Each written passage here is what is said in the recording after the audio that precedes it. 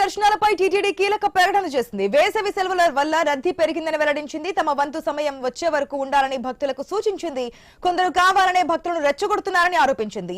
సర్వదర్శన క్యూలైన్లలో భక్తులకు శ్రీవారి సేవకులు అన్నప్రసాదాలు, పాలు, మజ్జిగ, మంచినీరు పంపిణీ చేస్తున్నారని తెలిపింది.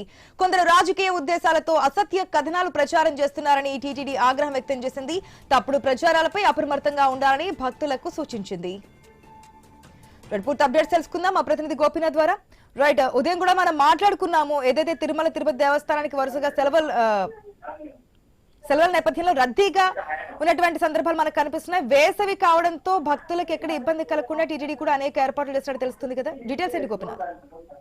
ఆశ, అంటే ప్రతిరోజు కూడా స్వామి దర్శనానికి ఇప్పుడు పెద్ద ఎత్తున భక్తులు వస్తున్నారు. అయితే క్యూ లైన్ లో వెళ్ళినటువంటి భక్తులు ముందు వెళ్ళిన వారికి ముందు అన్న పద్ధతిలోనే టీటీడీ దర్శనం ఏర్పాట్లు చేస్తూ ఉంటుంది. అయితే చాలా మంది ఇట్లా రాజకీయంగా కావచ్చు అన్ని రకాల వర్గాలకు సంబంధించి తిరుమలకు స్వామి దర్శనానికి వస్తారు కాబట్టి అయితే క్యూ లైన్ లోపలికి వెళ్ళిన సందర్భంలో అక్కడ కొంతమంది రాజకీయ ప్రేరేపితమైనటువంటి వ్యవహారాలు నడిపిస్తున్నారు.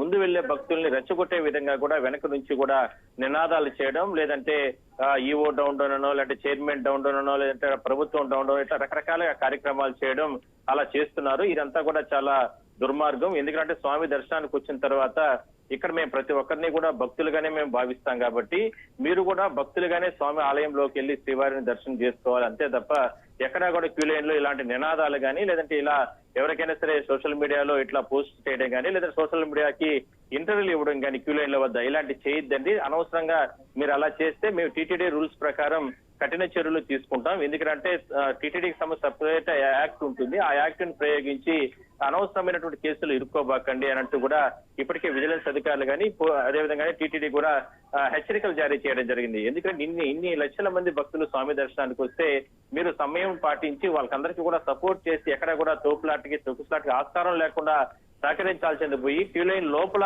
కొంతమంది ఉద్దేశపూర్వకంగా ఈ రకంగా చేస్తున్నారని ఆల్రెడీ సీసీటీవీ మానిటరింగ్ చేస్తూ కూడా అధికారులు వాటన్నిటిని కూడా ఎప్పటికప్పుడు పర్యవేక్షిస్తుంటారు, పసిగడుతూ ఉంటారు. అందువల్లనే కొంతమంది భక్తులకు ఇలాంటి రద్దీ సమయంలో వాళ్ళకి హెచ్చరికలు జారీ చేయడం జరిగింది. దయచేసి ఎవరు కూడా అలాంటి తప్పులు చేయొద్దని అంటూ కూడా చెప్తుంది టీటీడీ.